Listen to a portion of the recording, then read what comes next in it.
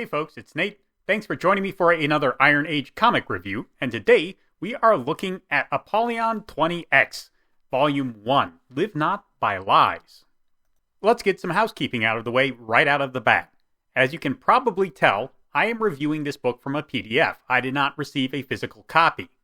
That means we're going to be skipping the part where I discuss how well the printer did producing this item, and I know there are definitely people out there who don't seem to really care about that, but if you are one of the people who did like to hear about that, I apologize. This is what I've got to work with. Which brings me to the second point. This is a review copy. It was provided to me by the creators so I could give a review and my thoughts on it. Since I tend to discuss products as both a value proposition and as a piece of artistic work, and since I got this for free, that's something that you as the audience need to keep in mind as you evaluate what I say.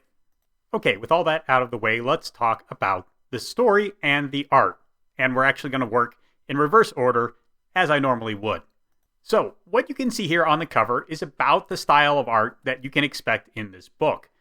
The book itself is about 180 pages. I believe the PDF page count is 179. Your actual physical book may be a page or two longer. And I bring this up specifically to point out that the art does evolve over the course of the book. It's not a full 180 pages of art. There's some text, kind of mixed in here and there. But after somebody draws even 150 pages of art, they're going to improve a little bit. And there is an evolution to the art here. The character rendering becomes a little bit better. I think the composition is stronger as you go on. But pretty much what you see here on the cover is representative of the story. This is a review, so I don't intend to show off a ton of full pages here. There are several on the Indiegogo campaign, which is linked down below. They are also pretty representative of what you're going to get. This is a black and white book. The art is done with a lot of very painterly kind of brushes. It's clearly done digitally as well. And it is in black and white. I don't have any problems with any of these choices. Personally, I like black and white art a little bit more than I like full color art in most cases. This particular book has a lot of heavy shadows and something of a noir aesthetic to it. The story itself is very cyberpunk, but it doesn't have a lot of that neon-drenched kind of Blade Runner aesthetic to it. It's a little more close to our world, a little more present day.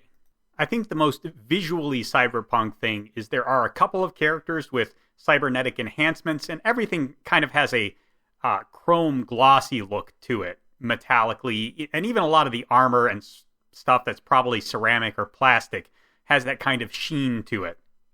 All in all, I think this is a very serviceable set of illustrations by Josh Adams.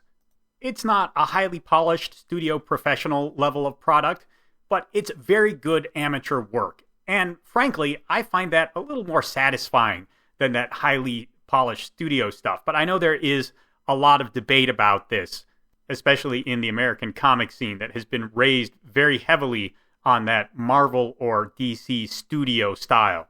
Evans does show a lot of growth in this book, and I think he's going to continue to grow and be a better and better artist, assuming he continues to work at this pace. That said, there are some occasional weird artifacts, like we got this guy here whose head is kind of off-center. This shot just strikes me as very off-center. I think it may have been okay at the sketch stage, but the helmet just doesn't look right. And we have this shot here where we have a cyber dog being shot at, and the bullet is kind of supposed to bounce off, but it doesn't look like a very believable angle for glancing off of something. I probably would have shown it continuing to go in the direction the muzzle is pointing, but bouncing up. That's just me, though. This doesn't look very realistic, at least to me. And there are several other minor technical issues like this. I'll have more to say about that during the critique phase, but I do want to point out what Evans does really well. And this is something that I harp on a lot, and I find very few artists can really convey. I'm not sure if it's part of how they're trained or just what their eyes gravitate to, but a lot of comic artists seem bad at having their characters act and emote. When you're the artist, you have to do that for your characters, and I think Evans does a really good job of that. Each of the panels on this page, for example, give us a different mood and a different sense of what the character's internal emotional state is.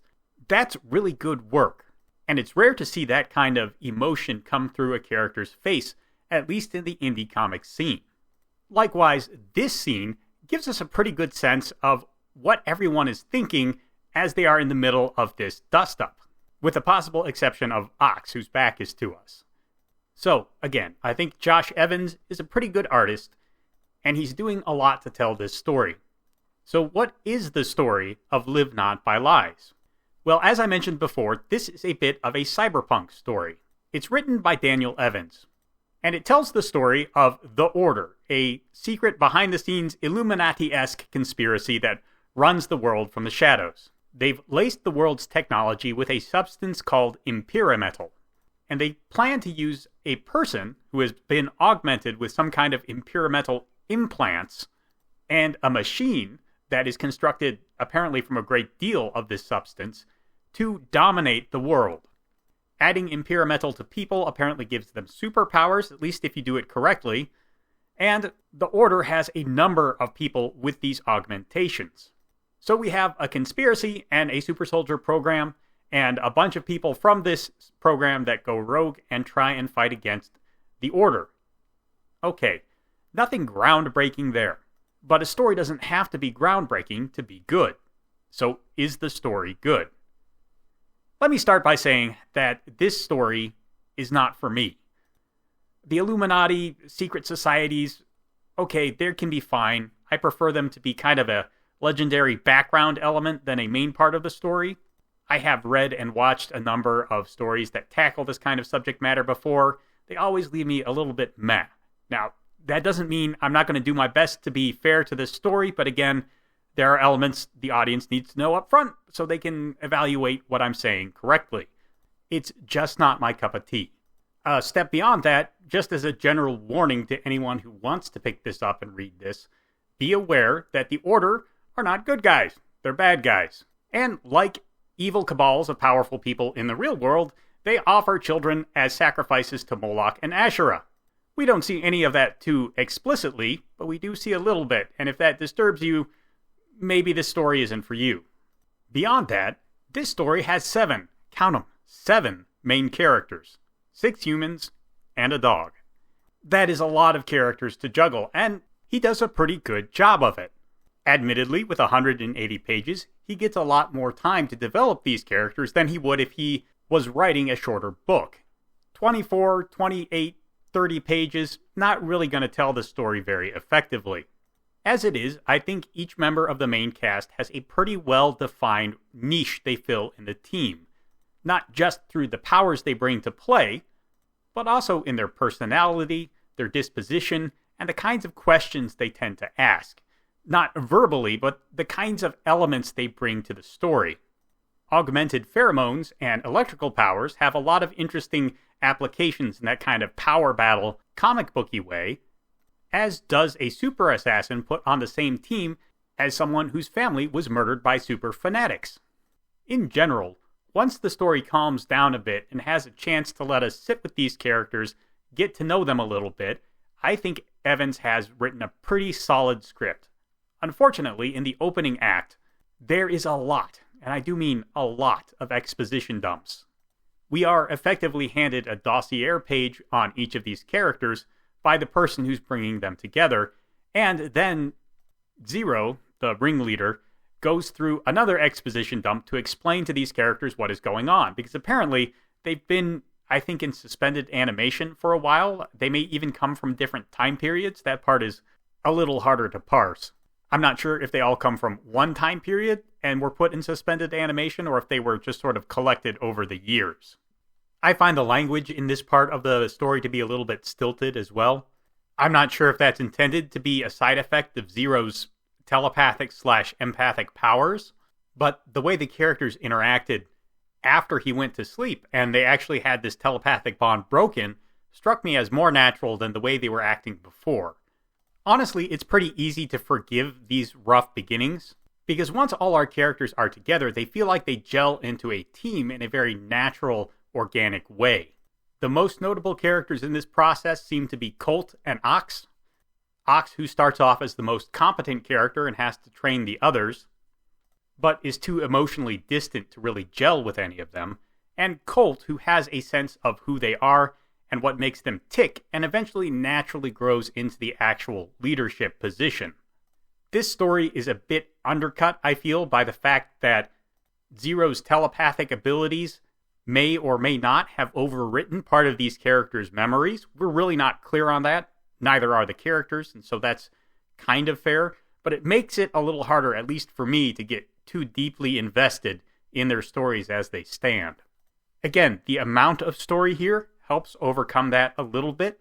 If we only had the first, say, 50 pages, we'd have a very hard time knowing whether anything we see is really what these characters think and feel, or just illusions projected by Zero in order to get them to go along with what he wants.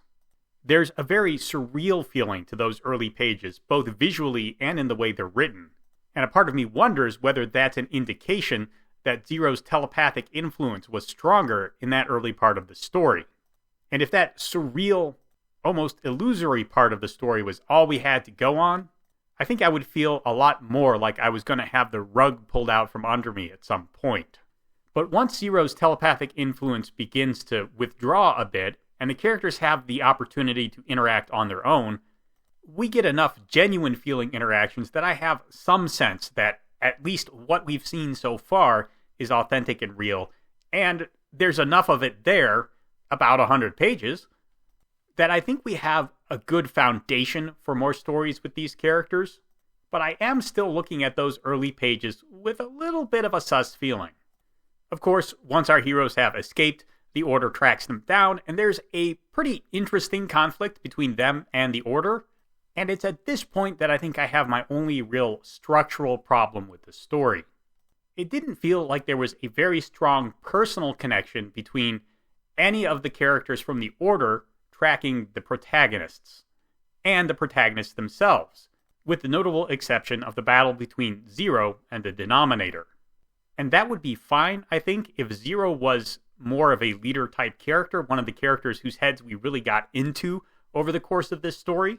But as I said, really, the characters we got to know the best were Ox and Colt. And I didn't feel like those two had quite as strong a connection between the villains they fought.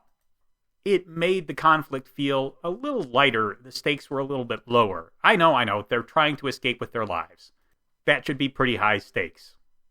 Unfortunately, it didn't feel personal enough for me to get a real strong feeling of catharsis when they did ultimately escape. The team is also still fractious. They don't really feel like they've entirely cohered into a unit. Even in the last couple pages of the book, they were still arguing about what the best course of action was. I feel like I went through a full plot arc, but I didn't get a full character arc for anyone. Except maybe Colt. All in all, though, this is a pretty strong freshman effort. It does a good job establishing characters and character dynamics, and it sets up a reasonably intriguing world and set of villains if the story is to your taste.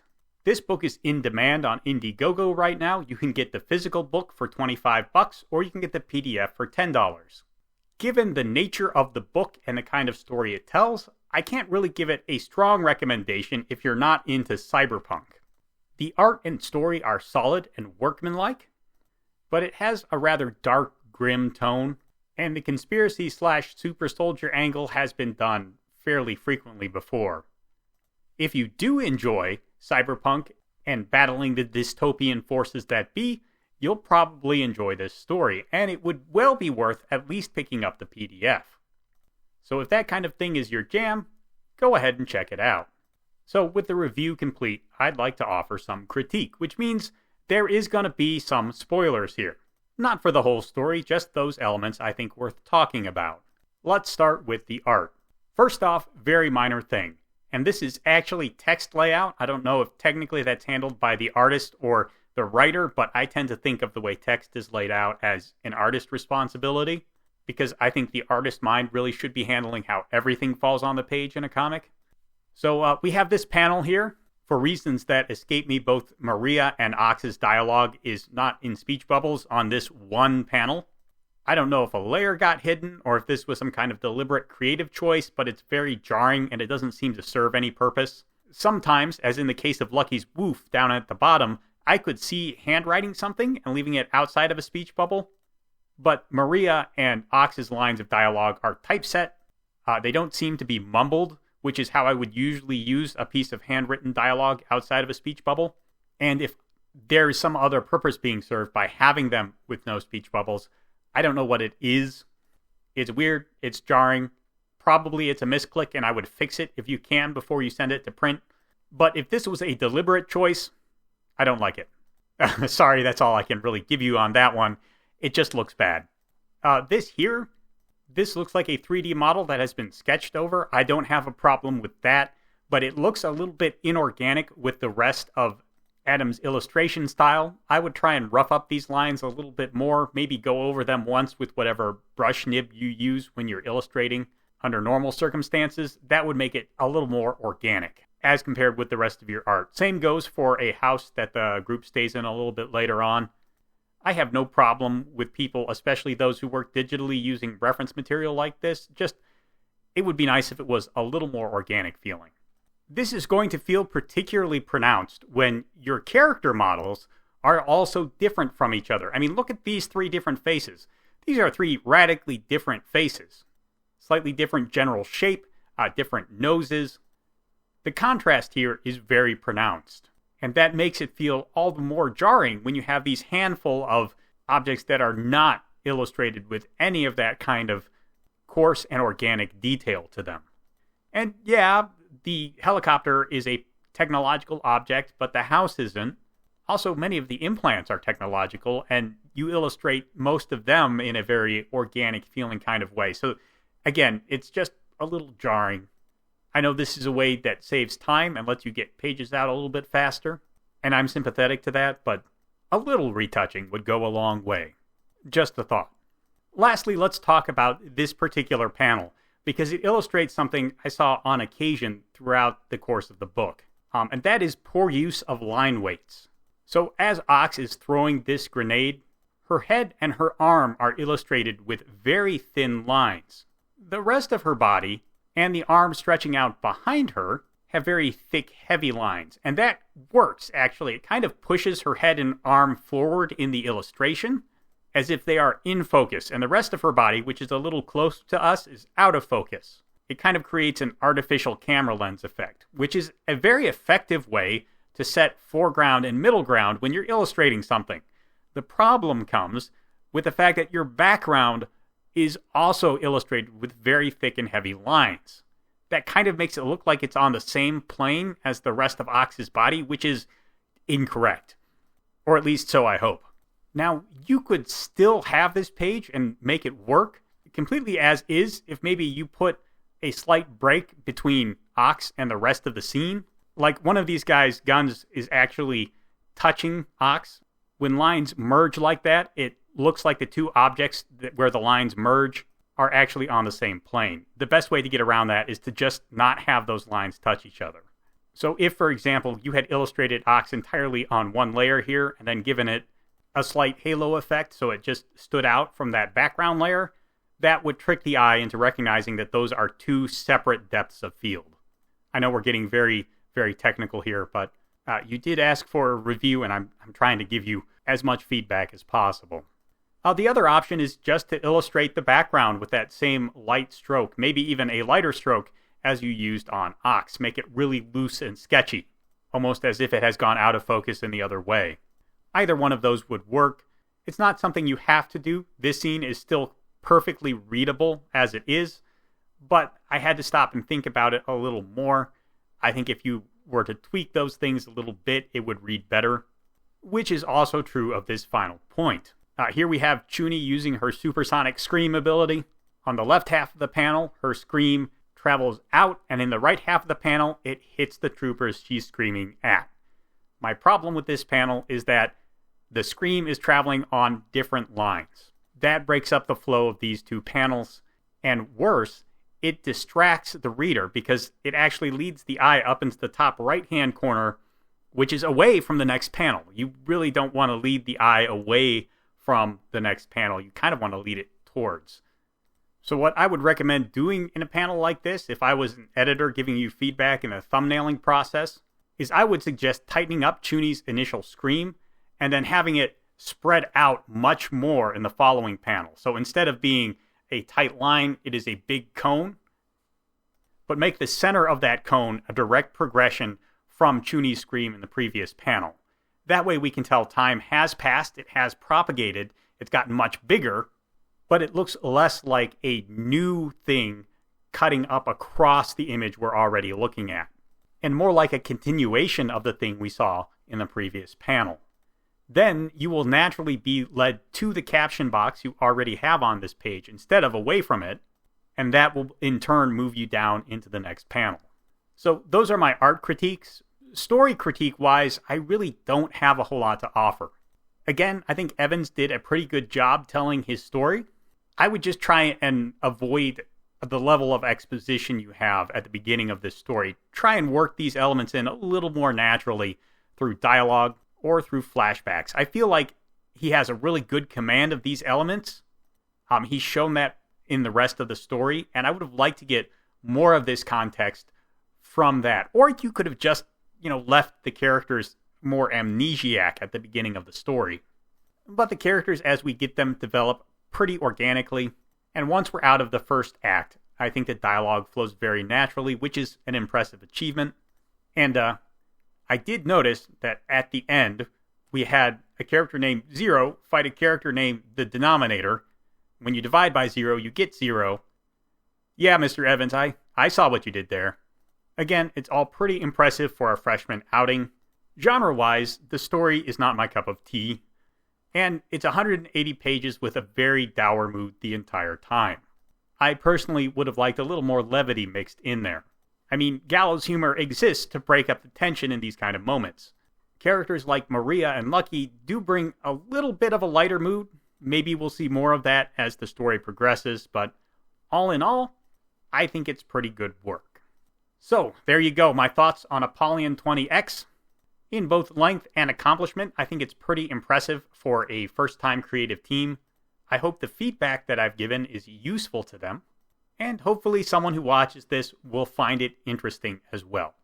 Let me know what you think down in the comments below. There's a like button and a subscribe button down there. You can use those as you see fit, and I'll talk to you later.